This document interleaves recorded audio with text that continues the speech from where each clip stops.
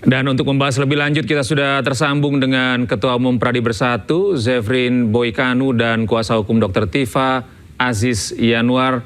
Assalamualaikum, selamat malam Bapak-Bapak. Kita ke Bang Aziz terlebih dahulu. Waalaikumsalam Mas Gede. Ya, Bang Aziz, saya mau nomor 3 2026 ini kan menyebut bahwa pra-peradilan yang diajukan setelah pokok perkara dilimpahkan ini tidak kemudian menghalangi pemeriksaan pokok perkara, dan kemudian amar putusan pra-peradilan ini dapat dinyatakan tidak dapat diterima. Apakah ini bisa disebut bahwa upaya pra-peradilan yang dilakukan oleh Dr. Tifa yang besok ini rencananya akan ada putusan menjadi sia-sia, Bang? Ya, yang pertama kami mengapresiasi pihak Mahkamah Agung yang mengeluarkan SEMA tersebut dan juga memberikan satu hal yang merupakan terobosan. Kami menghormati dan mengapresiasi hal yang memang dilakukan Mahkamah Agung, serta menghormati tentunya tadi saya sampaikan.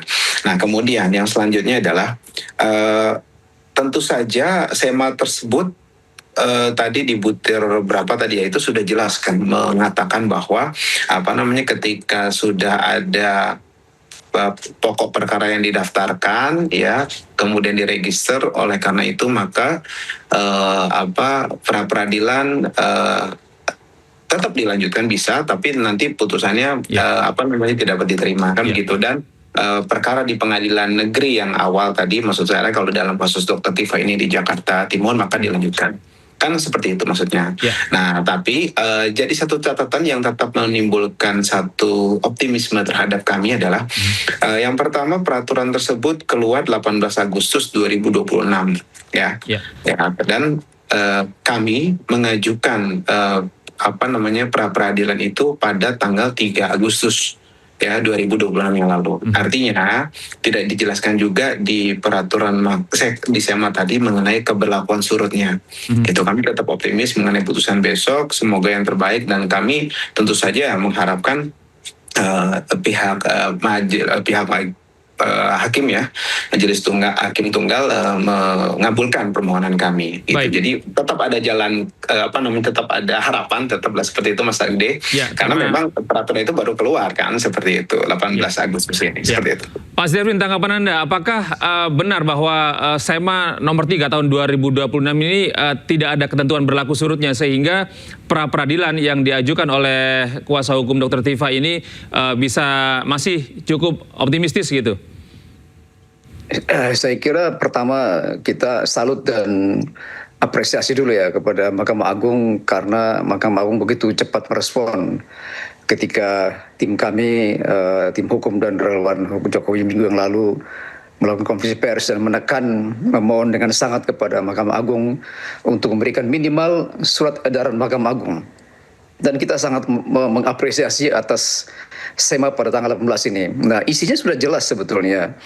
Kalau kita baca butir B, butir C itu jelas bahwa pendaftaran peradilan itu, prapit itu, kalau sudah ada pokok perkara sebelumnya dilimpahkan, maka pasti digugurkan atau dikatakan prapitnya tidak dapat terima. Artinya perkaranya Ibu Tifa ini kan sudah yang kedua. Yang pertama kan dikatakan batal demi hukum, dan sekarang JPU merubah atau merevisi dakwaannya sehingga bukan perkara baru. Memang daftarnya perkara baru, tetapi melanjutkan atas dakwaan yang batal demi hukum tadi. Jadi menurut saya pasti tidak diterima. Bagaimanapun upaya dari kita hormati kuasa hukum dari Dr. Tifa, tapi saya ingin katakan bahwa pasti tidak diterima. Ya, artinya Anda memastikan bahwa putusan besok pra peradilan dari Dr. Tifa ini tidak akan diterima begitu ya. Nah, Bang Ade, jika Anda mempermasalahkan soal tidak ada ketentuan berlaku surut dari SEMA nomor 3 ini, apakah pihak Anda akan terus melakukan upaya peradilan kedua?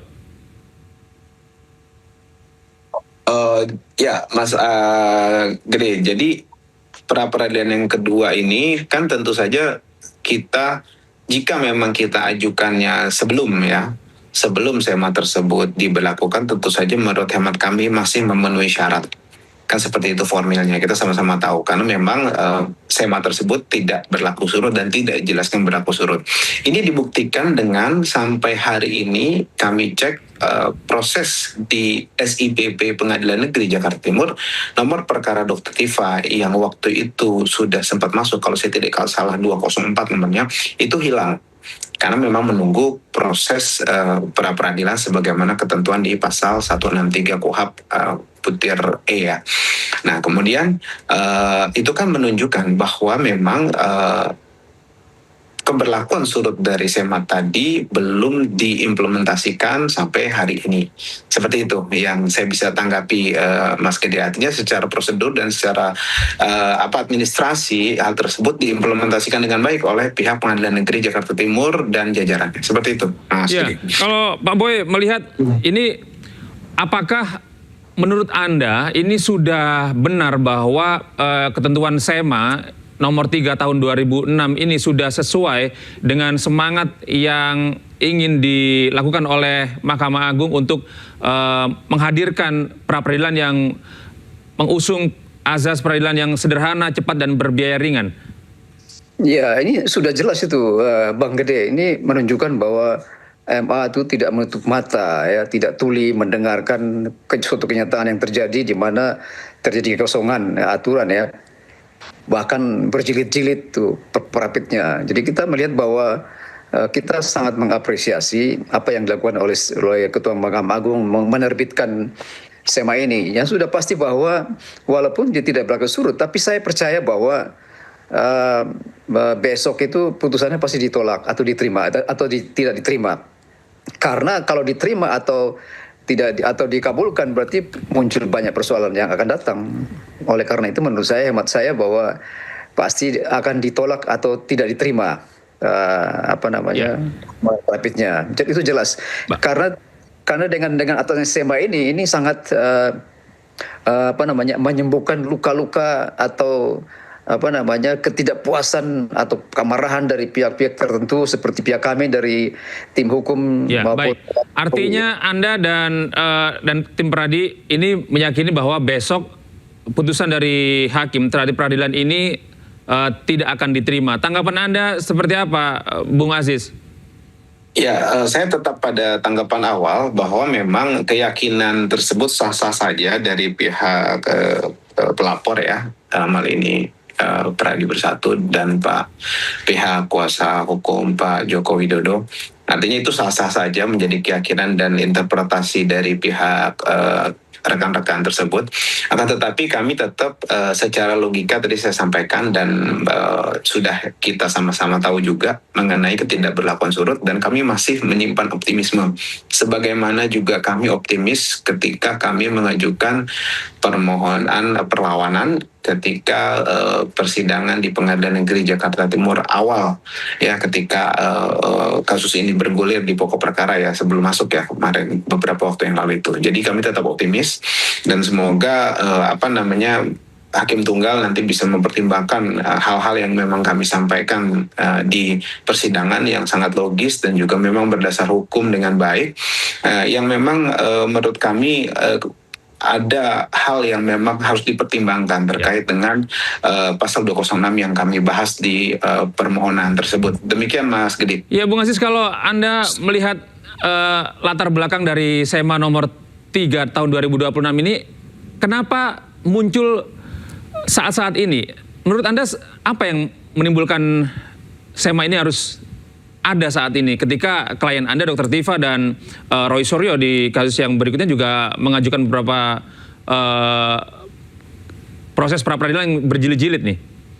Ya, kami tidak mau menebak-nebak ya apakah yang melatar belakangi hal tersebut. Akan tetapi sekali lagi seperti awal saya sampaikan di acara ini tadi, bahwa memang kita menghormati pihak Mahkamah Agung yang memberikan satu kepastian hukum dalam persepsi mereka, dan juga mengakomodir beberapa keperluan dan juga kepentingan dari pihak-pihak yang memang diduga merasa terganggu dengan upaya-upaya pra-peradilan dan dihubungkan dengan pelimpahan perkara ya. Seperti itu. Akan tetapi kita tetap apakah Anda mencoba menyebut bahwa di balik timbulnya SEMA ini ada tekanan dari pihak-pihak tertentu?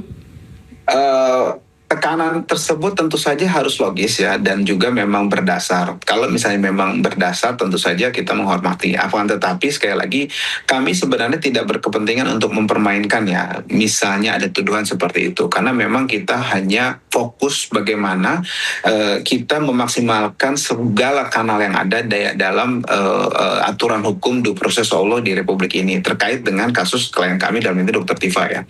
Nah, dan saya harap juga memang nanti dari tim kubunya Mas Roy Suryo juga melakukan hal yang maksimal sehingga tercipta satu dinamika penegakan hukum yang memang berkeadilan dan juga memenuhi unsur-unsur yang memang dilindungi oleh undang-undang selama ini terkait hak-hak dari tersangka dan juga terdakwa dalam proses penegakan hukum ini. Ya. Itu Mas Gede yang saya garis bawahi seperti Baik, itu. Pak Zefrin, kalau tanggapan Anda seperti apa, Pak Zefrin? Kenapa SEMA ini muncul saat-saat ini? Apakah ini merupakan sebuah sikap atas kasus polemik ijazah Jokowi ini yang menimbulkan baik Dr. Tifa maupun Roy Suryo melakukan pra-peradilan yang berjilid-jilid?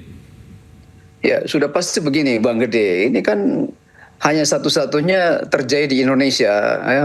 Peradilan di Indonesia itu dilakukannya rapid berjilid-jilid. Itu satu-satunya di negara di dunia, Indonesia. Nah, ini sangat mempermalukan sebetulnya. Mempermalukan dunia peradilan kita. Oleh karena itu, pihak Mahkamah Agung dengan terbitnya SEMA nomor 3 2006 ini sangat memberikan rasa keadilan baik kepada pelapor maupun yang terlapor atau yang tersangka atau sekarang yang terdakwa. Jadi saya pikir penafsiran-penafsiran yang ada di dalam upaya pra-peradilan dilakukan oleh kuasa hukum Dr. Tifa maupun Mas Roy itu sah-sah saja. Tapi kalau kita lihat dalam proses persidangan itu sangat jelas terjadi penafsiran-penafsiran yang berbeda, ya kan? Misalnya kubu dari Dr. Tifa menekankan pasal 206, sementara dari pihak yang terlapor dalam prapit itu adalah mempertahankan 20775 ayat keempat ya. Pasal 34.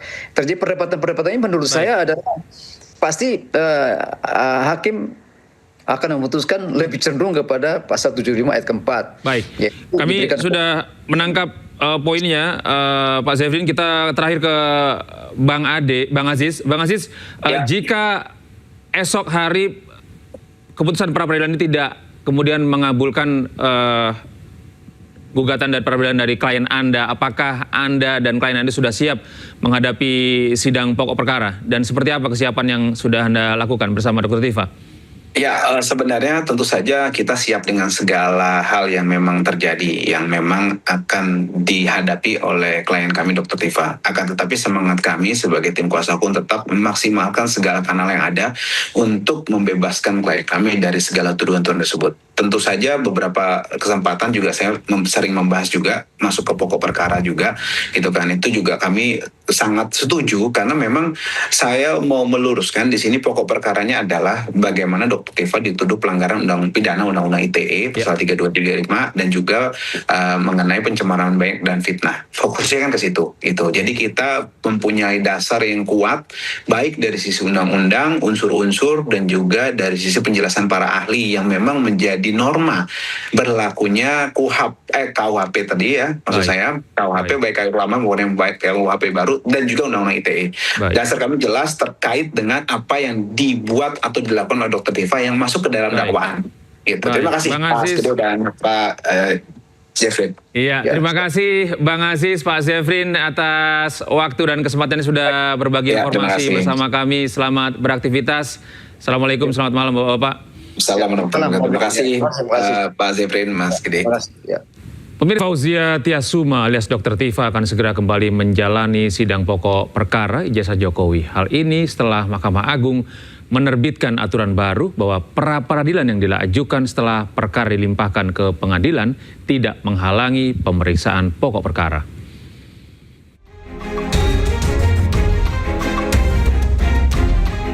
Fauzia Tiasuma alias Dr. Tifa akan segera kembali menjadi sidang pokok perkara fitnah ijazah Jokowi di Pengadilan Negeri Jakarta Timur. Hal ini setelah Mahkamah Agung menerbitkan surat edaran nomor 3 tahun 2026 tertanggal 18 Agustus 2026 tentang pemeriksaan pokok perkara dalam hal terdapat permohonan pra-peradilan. Dalam ketentuan butir B, MA menyebut pra-peradilan yang didaftarkan setelah pokok perkara dilimpahkan tidak menghalangi pemeriksaan pokok perkara. Mahkamah Agung juga mengatur terkait permohonan pra-peradilan yang diajukan setelah pokok perkara dilimpahkan, maka permohonan pra-peradilan tetap diregistrasi, disidangkan, dan diputus dengan amar putusan yang menyatakan pra-peradilan tidak dapat diterima. Dengan adanya aturan baru ini, maka Dr. Tifa akan segera kembali menjalani sidang pokok perkara kasus fitnah ijazah di PN Jakarta Timur, meski dengan mengajukan 2 gugatan pra-peradilan di PN Jakarta Selatan. Tim Liputan Ainus melaporkan. Sebelumnya pemirsa, pada hari ini kuasa hukum Rismon Sianipar Jahmada Girsang meminta Mahkamah Konstitusi mendisiplinkan pra-peradilan berjilid-jilid oleh kubu Roy Suryo. Kubu Rismon menilai pra-peradilan berjilid Roy Suryo telah merusak azas kepastian hukum.